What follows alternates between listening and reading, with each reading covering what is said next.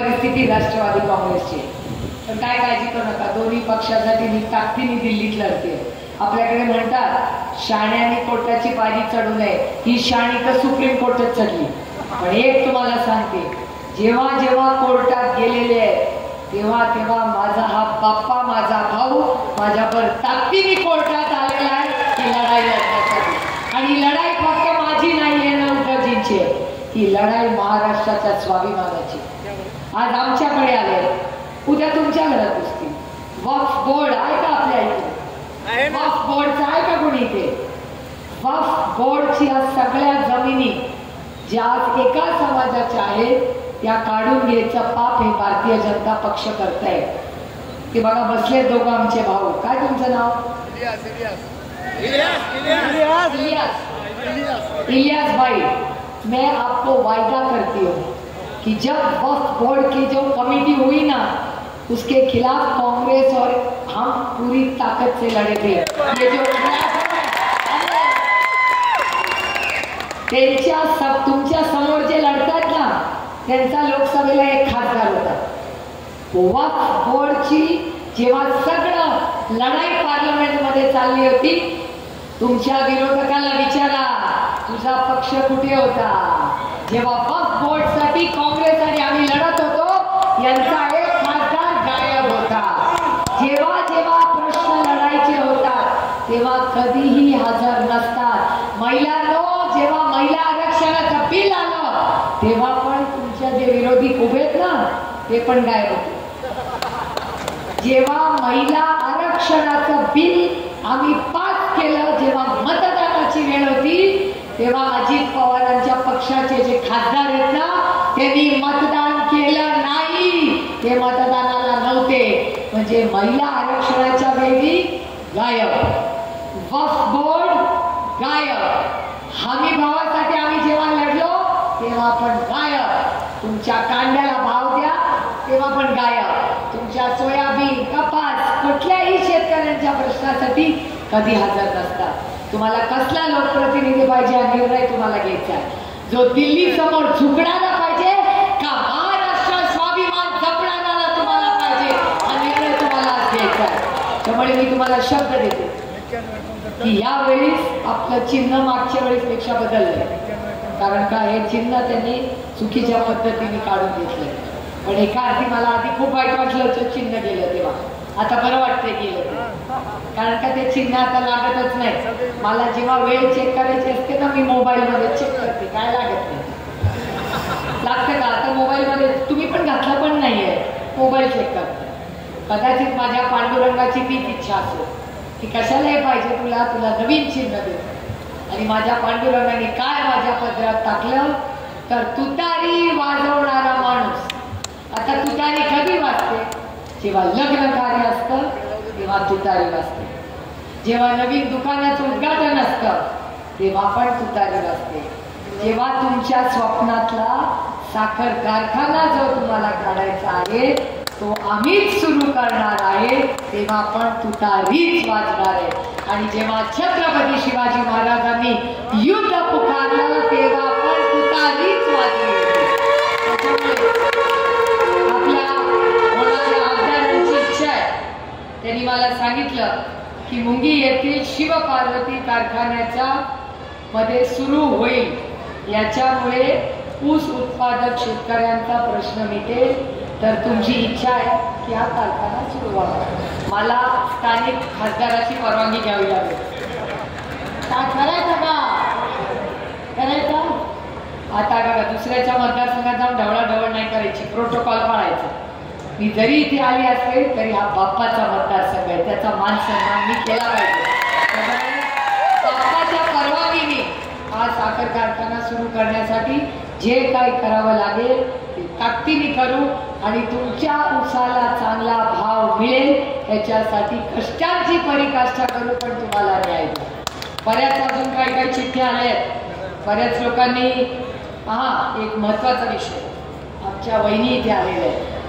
गेवराई मतदारसंघात महाविकास आघाडीचे उमेदवार बदामराव पंडित यांना माजलगाव तालुक्यातले 2 सर्कल आहेत. तर गेवराई मतदारसंघात त्यांना त्यांची निशाणी आहे मशाल. ताई ताई एक मिनिट ताई उभ्या राहा.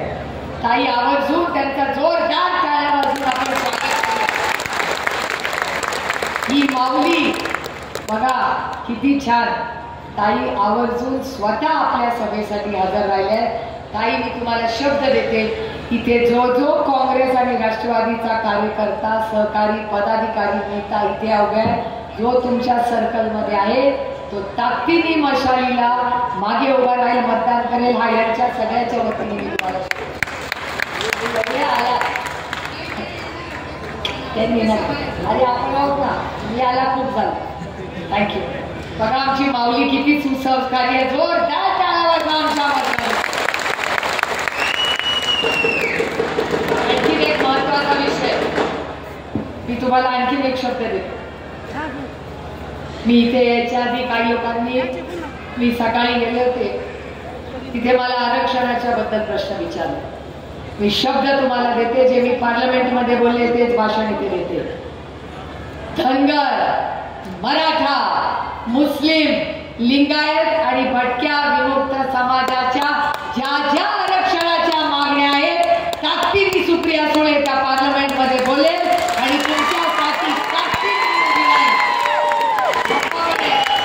बाप्पा आरक्षणाबद्दल आपण बोललेलो आहोत. सगळे आमचा शब्द आहे, तुम्ही सगळ्यांनी जी साथ बाप्पांना दिली या आरक्षणाच्या लढ्यामध्ये आम्ही ताकदीने तुमच्या बरोबर आहोत आणि शेवटच्या श्वासापर्यंत या सगळ्या लढाईमध्ये तुमचा मान सन्मान आम्ही करू. तुमचे जे काही प्रश्न या आरक्षणाच्या बाबतीत आहेत ते आम्ही ऐकून घेऊ, समजून घेऊ आणि त्याच्यातून तुमच्या मनासारखा मार्ग काढून देऊ. ही जबाबदारी तुमची बघीन म्हणून घेते. त्यामुळे आज इथे खरं तर आदरणीय पवार साहेब येतील अशी सगळ्यांचीच इच्छा होती, पण महाविकास आघाडीच्या कार्यक्रमाने साहेब तिथे गेलेले. पण आपल्या सगळ्यांना मी विनंती करते, आपलं 2 नंबरला बटन, आपला बटन 2 नंबरला, बी फॉर विक्ट्री. पण कसं करायचं आता लक्षात कसं ठेवायचं, आपलं तुतारी वाजवणारा माणूस याच्यासाठी आपल्याला काय काय पाहिजे माजलगावला? रस्ता, पाणी, वीज, सेवा, बरोबर. दोन बसत नाही. दादा रेल्वे केली ना त्यांनी 2 रे बाबा.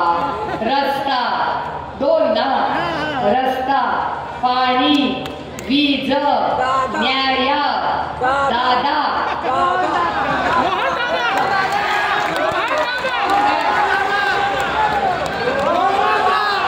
अरे माजलगावचा एकच दादा, मोहन दादा. तुम्ही काय काळजी करू नका, असं काय कन्फ्युजन होत नाही. सरकार आपल्या आणखीन एक शब्द तुम्हाला देते, या राज्यामध्ये या रेकॉर्ड करून ठेवा पत्रकारांनो, हा शब्द तुम्हाला देते. आपला अरे बोलू दे, बोल दे दादा. एकदम चांगले मनाचे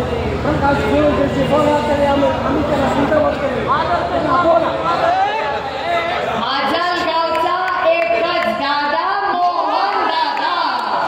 काय प्रॉब्लेम नाही आणि लोक फार हुशार आहेत. आता बघा बाप्पाला चिन्ह मिळून किती उशीर झाला, पटपट झालं की नाही पास. बीडचे लोक फार हुशार आहेत, पाट पाट पाट करतात, काय प्रॉब्लेम नाही. आपण असं केलं की ते तुतारीवाला माणूस दाबवतो. आणि एक शब्द तुम्हाला देते आणि माझं भाषण संपवते की आपलं सरकार आल्यानंतर, आपला मुख्यमंत्री बसल्यानंतर ह्या राज्यामध्ये ज्यांच्यावर चुकीचे गुन्हे दाखल केले असतील, ज्यांनी शेतकऱ्यांसाठी लढला, आरक्षणासाठी लढला, महिलांच्या न्यायासाठी लढला, या कुठल्याही सहकारी आणि पदाधिकाऱ्यांच्या लिस्ट रेडी ठेवा. बाप्पा तुम्ही पण लिस्ट रेडी ठेवा. आपल्याला लिस्ट रेडी ठेवायची आहे. जो शेतकऱ्यांसाठी लढला, जो महिलांसाठी लढला, जो आरक्षणासाठी लढला, यांच्या सगळ्यांच्या केसेस सरसकटपणे आपलं सरकार परत घेईल.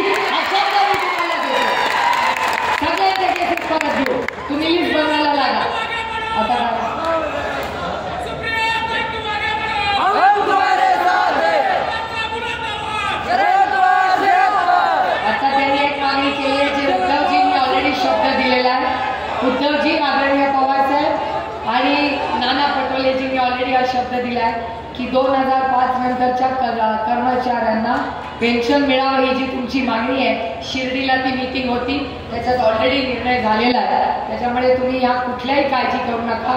पण एक तुम्हाला शब्द देते, या सगळ्या गोष्टी करीन, पण सगळ्यात जास्त मी कशासाठी लढणार आहे तर ते महागाई आणि बेरोजगारीसाठी. महागाई आम्ही कमी करणार हा शब्द महिलांना देते आणि तुमच्या सगळ्या पोरांच्या हाताला काम देणार आणि या राज्यात